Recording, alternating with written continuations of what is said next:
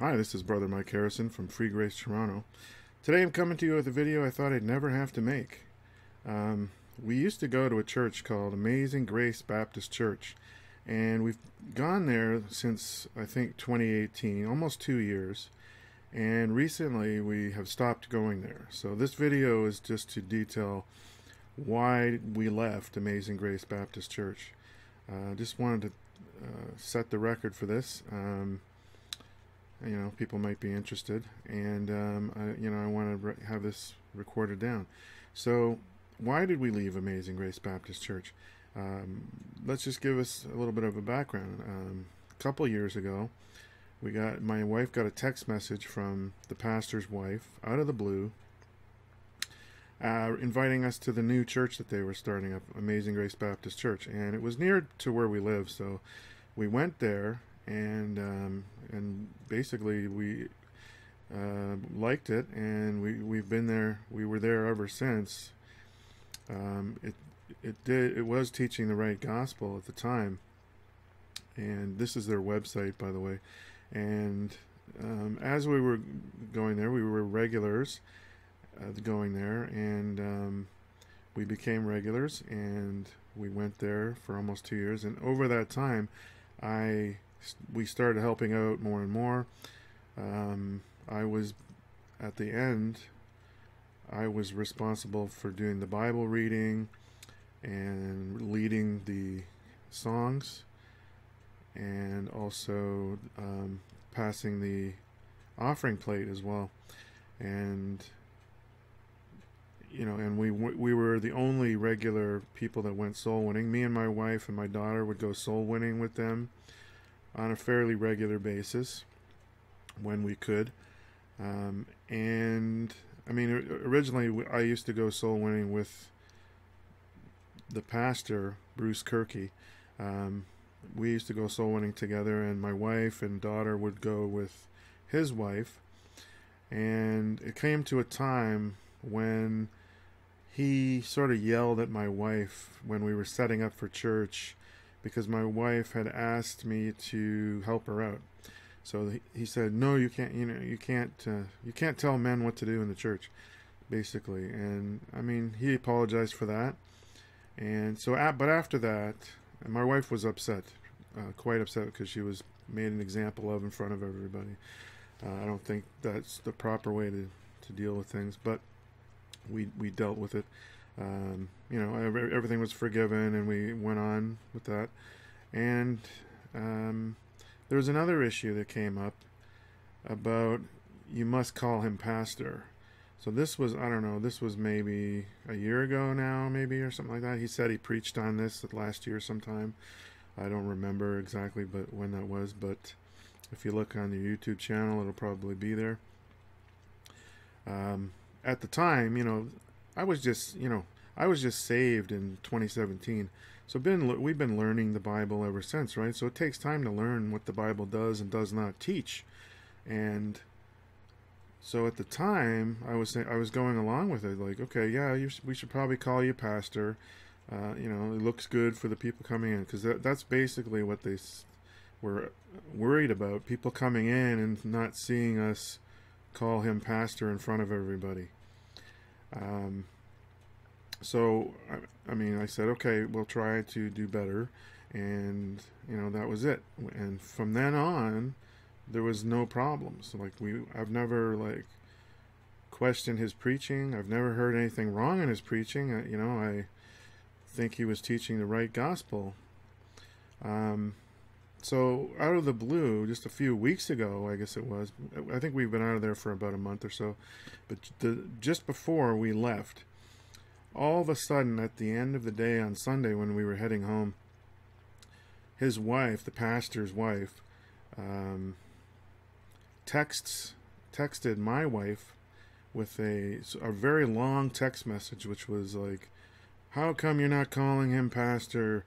How dare you not call him pastor?" etc. All this angry text, right?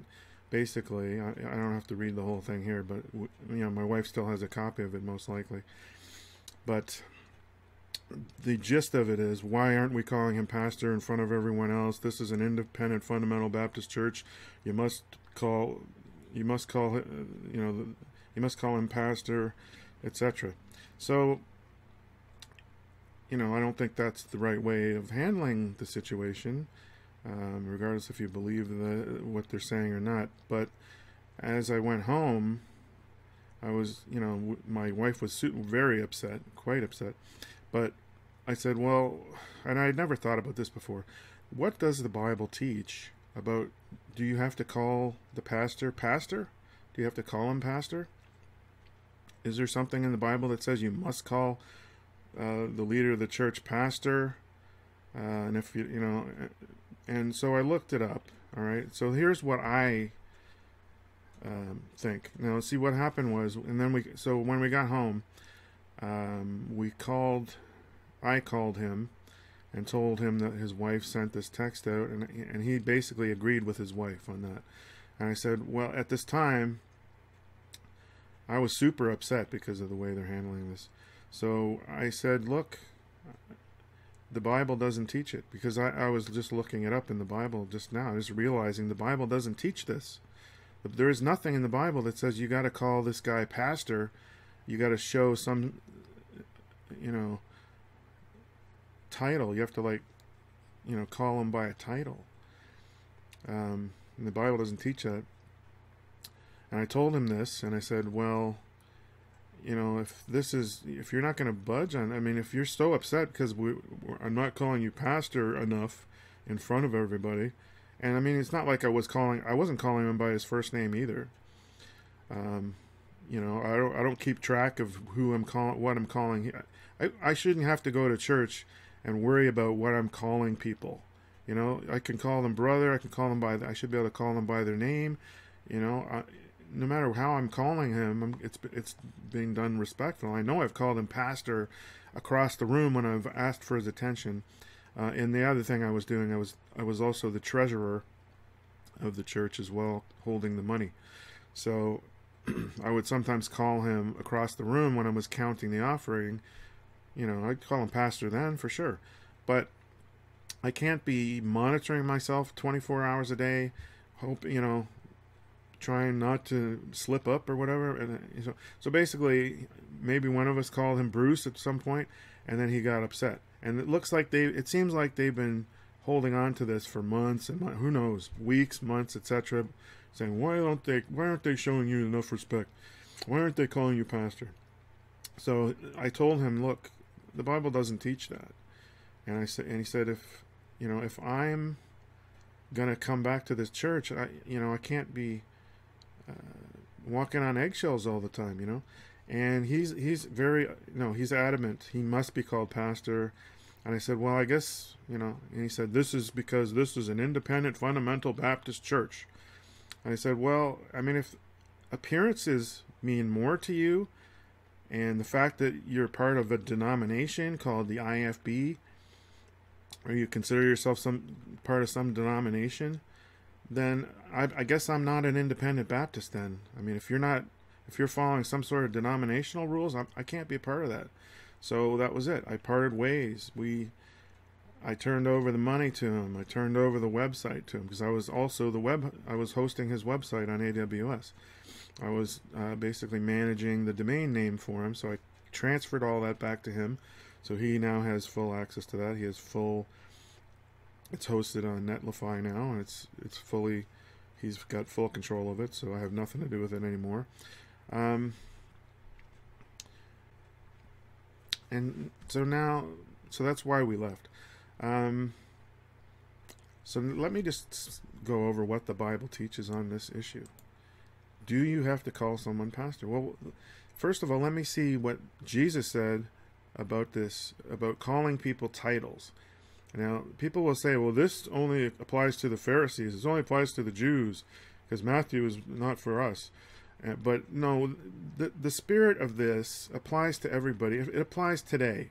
All Scripture is profitable for doctrine and reproof. So, Matthew 23, then spake Jesus to the multitude and to his disciples, saying, the scribes and the Pharisees sit in Moses' seat. All therefore whatsoever they bid you observe, that observe and do, but do not ye after their works, for they say and do not.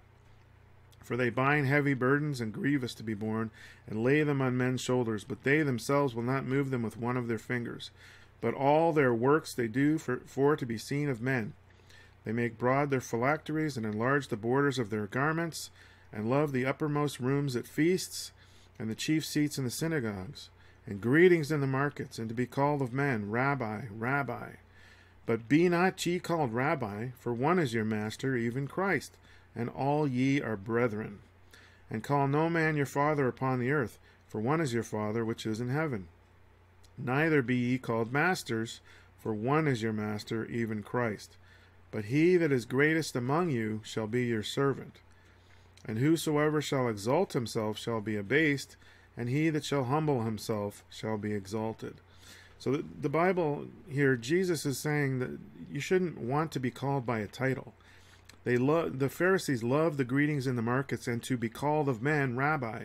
Well, that's true today of pastors who need to be called pastor. They have the same spirit. They love the greetings in the markets and to be called of men, pastor, right? And they want people to bow down to them and call them pastor. And this is not the spirit of what this passage is saying. It says, don't be called that. Don't be called by a title. If you're greatest among people, you're supposed to be the servant, right? The pastor is not supposed to lord over himself, over the flock. So let's go to the next passage here in Mark 10, right? And this is when the disciples were arguing who's going to sit on his left and his right hand in the kingdom. And then it says, But Jesus called them to him, and saith unto them, Ye know that they which are accounted to rule over the Gentiles exercise lordship over them, and their great ones exercise authority upon them. But so shall it not be among you. But whosoever will be great among you shall be your minister, and whosoever of you will be the chiefest shall be servant of all. For even the Son of Man came not to be ministered unto, but to minister, and to give his life a ransom for many. So a lot of people call pastors, they're called ministers, right? And today there's a lot of people called minister. Minister just means servant. You're supposed to be the servant of all. You're not supposed to be exercising lordship over them. The pastor has authority, but at the same time, he's not supposed to be lording that authority over people. He's supposed to be humbling himself to be exalted. Whosoever shall humble himself shall be exalted, right? So, and then the next passage in 1 Peter 5 is instructions directly to pastors. Feed the flock of God which is among you, taking the oversight thereof, not by constraint, but willingly, not for filthy lucre, but of a ready mind. Neither as being lords over God's heritage, but being examples to the flock.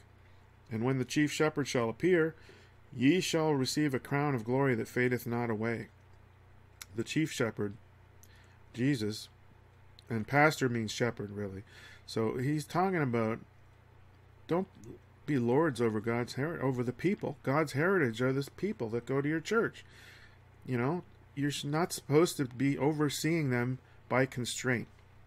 Constraint saying you have to do this, you have to conform to some denominational rule that we've made up, and it's a tradition of men. And Jesus said, about observing traditions of men, it's not a good thing. So, teaching as for commandments the traditions of men. Okay, this is what they're doing. And then you might hear that, okay, well, but doesn't the Bible say rebuke not an elder? First of all, I never rebuked him. I wasn't rebuking him. I was saying I don't think the Bible teaches that you must be called pastor, and it doesn't. But it says, and they'll come up with this rebuke not an elder. You can't disagree with the pastor, because it says in 1 Timothy 5 that you cannot rebuke an elder. But when you look at the context of this verse, it says rebuke not an elder, but entreat him as a father, and the younger men as brethren, the elder women as mothers, the younger as sisters with all purity. It's not talking about elder is not pastor in the context of this verse. There, some, like I think it's in 2nd or 3rd John where he calls himself an elder. But in this verse, elder means older person. And I'm older than the pastor of Amazing Grace Baptist Church. And where's the respect due to me from him? I mean, that's if you want to take 1 Timothy 5 by what it's saying, you're not supposed to be rebuking me just because I didn't call you pastor X amount of times, right, in the last X amount of weeks. So I do not agree with this.